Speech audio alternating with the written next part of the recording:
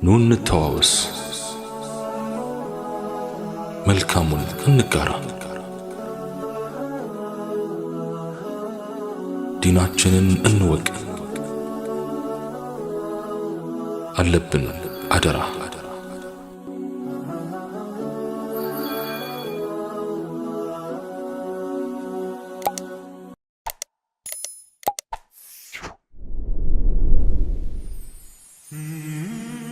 السلام عليكم ورحمة الله.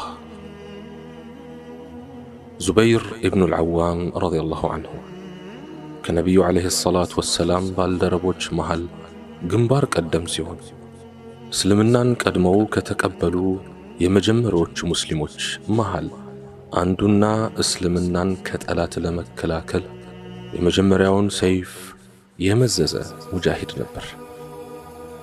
نبي عليه الصلاة والسلام ስለሱ ሲናገሩ ዙበይር የኔ ቅርብ ደጋፊ ነው ብለው ገልጸውታል። በየውም القيامة ታላቅ ደረጃ ቃል ከተገባላቸው የነብዩ አለይሂ ሰላቱ ወሰላም ባልደረቦች መሃል አንዱ ነበር። የዑርዋ እናት አስማእ የኸሊፋው አቡበክር ስዲቅ ልጅ ስትሆን ነብዩ አለይሂ ሰላቱ ወሰላም ከመካ ወደ መዲና የሚያደርጉትን ሂጅራ ሚስጥር ሙሉ መረጃ ካላቸው ሚስጥረኞች መካከል አንዷ ስትሆን ነብዩ አለይሂ ሰላቱ ወሰላም ከምርጥ ወዳጃቸው አቡበክር ስዲቅ ረዲየላሁ ዐንሁ ጋር በስውር ዋሻ ውስጥ በሚስጥር በተደበቁበት ስፍራ በየቀኑ የሚያስፈልጋቸውን ምግብና ስንቅ በማመላለስ ታላቁን ኺድማ አድርጋላቸዋለች። አሁን ማንሳት የፈለግነው ከዚህ በዲን ከተገራ አማኝ ከሆነውና ከተባረኩ ሙእሚን ቤተሰብ አብራክ ማለትም ከአባቱ ዙበይር ኢብኑ አልዓዋምና ከእናቱ አስማእ ቢንት አቢ በክር መሃል የተወለደው ልጅ ስለ ዑርወት ኢብኑ ዙበይር ታሪክ ልናካፍላችሁ ነው። ዑርወት ኢብኑ ዙበይር በኢስላም አቆጣጠር በ22ኛው ዓመተ ሂጅራ ተወለደ። ይህም ነብዩ አለይሂ ሰላቱ ወሰላም ካለፉ 12 ዓመት በኋላ 4 ሚስቶች አግብቶ 10 ወንዶችና 6 ሴት ልጆችን አፍርቷል። ከልጆቹ መሃል አብዱላህ በዘመኑ ከነበሩት ሙስሊሞች መሃል እጅግ ምርጥ የንግግር አዋቂ ሲሰኝ ሂሻም ኢብኑ ዑርዋህ የተባለው ልጁ ደግሞ ታላቅ የሐዲስና የፊቅህ ትምህርት ሊቅ ነበር። ዑርዋህ ታላቅ ባለሀብትና በጣም ቸር ሰው ነበር። ዑርዋህ ልጁን አጣ፣ እግሩንም አጣ። በዚህ ጊዜ ሰዎች ሊያጽናኑት ይመጣሉ። ከነዚህ ሰዎች መካከል አንደኛው ሰውዬ አንድ አይን የለውም፣ አይንህን ምን ችግር ገጥሞህ ነው አሉት። ታሪኩን ጀመረ። ጎሳዬ ከበኑ ዓባስ ጎሳ የዘር ሐረግ ነው። በዛ ጎሳ ውስጥ የኔን ሀብት ግማሹንም የተሰጠ የለም። የተንደላቀቀ ኑሮ ነበር የምኖረው። የተከበሩና አስደሳች ቤተሰቦችም ነበሩ። በአንዲት ክፉ ቀን ቤቴን ጎርፍ አጥለቀለቀው። ሙሉ ንብረቴን አወደመው። ቤተሰቦቼንም ጠራርጎ ወሰደብኝ።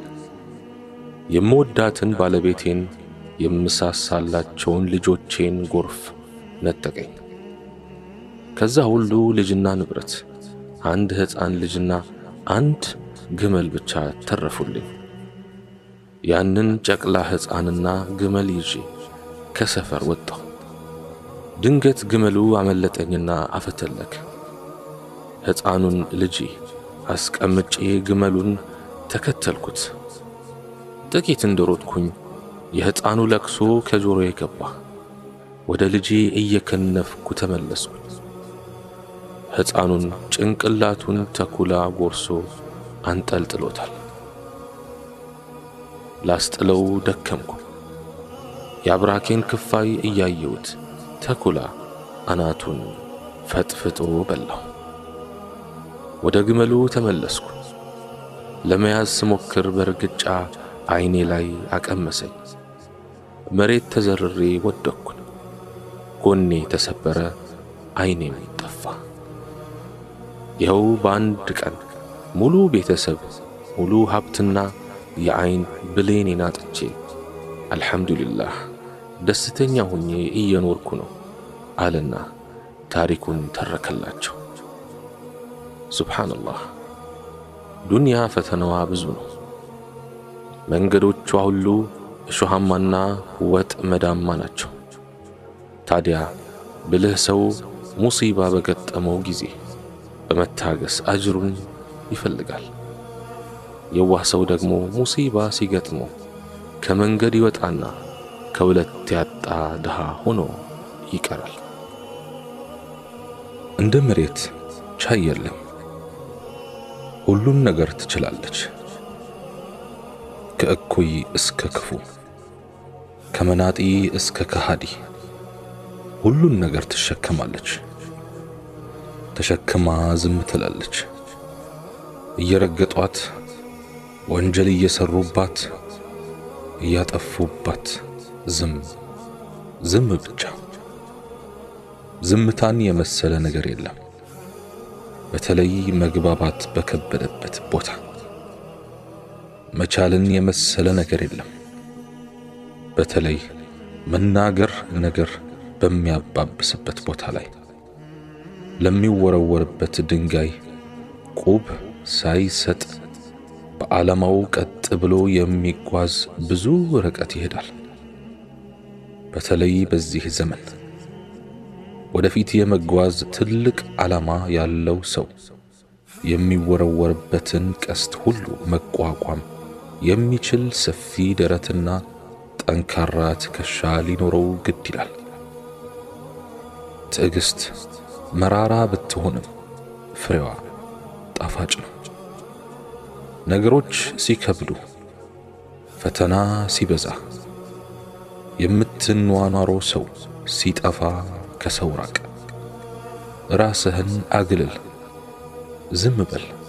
አትስማ፣ አትናገር፣ አትመልስ። መመለስ ካለብህም በስነ ምግባርህ ብቻ መልስ። ዝም በል። ነቢያችን ዓለይሂ ሰላቱ ወሰላም ብዙዎችን የማረኩበትና ያስከበሩበት ትልቁ መሳሪያቸው ባህሪያቸው ነበር፣ ስነ ምግባራቸው። ብዙውን ጊዜ ዝም ይላሉ፣ ይታገሳሉ።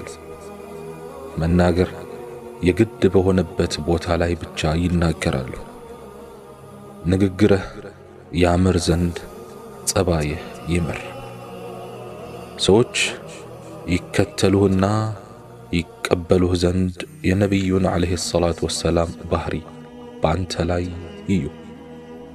ባህሪ ይናገራል፣ ይከራከራል፣ ይገልጻል፣ ያስረዳል። ታገሽ፣ ያልፋል።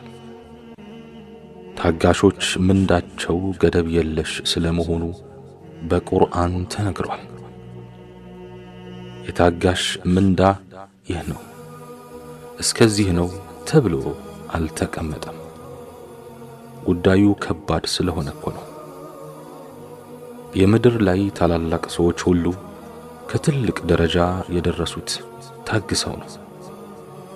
ቅቤ አናት ላይ የወጣሁት ተገፍቼ ነው አለች አሉ። መገፋትሽን አትጢ፣ ያለምንም ምክንያት መጠላትሽን አታማርሪ እህቴ። ፊት ነሱኝ ብለሽ አትሸብሪ። ባይሆን ሁሉም ነገር ለበጎ ነው በይ። ከትንሽ እስከ ትልቅ በሁሉም ፈርጀ ብዙ የዱንያ ፈተናዎች ላይ ሁሉ ታገሽ። ዱንያ በእጅጉ የትዕግስት አገር ናትና በዱንያ ላይ ታገሽ። ሁሉን ነገር ችለሽና ውጠሽ ለማለፍ ሞክሪ። አብዝተሽ ታገሽ። ከመታገስም ጋር ዝም አትበይ። ድከሚ፣ ታገይ። መከራ እንደ ከባድ ማዕበል ሁሉ ያልፋል። ችግር እንደ ጨለማ ሁሉ ይገፈፋል። በትዕግስት ጠብቂ። የተንቀሳቀስሽ ጠብቂ፣ እየሰራሽ ጠብቂ።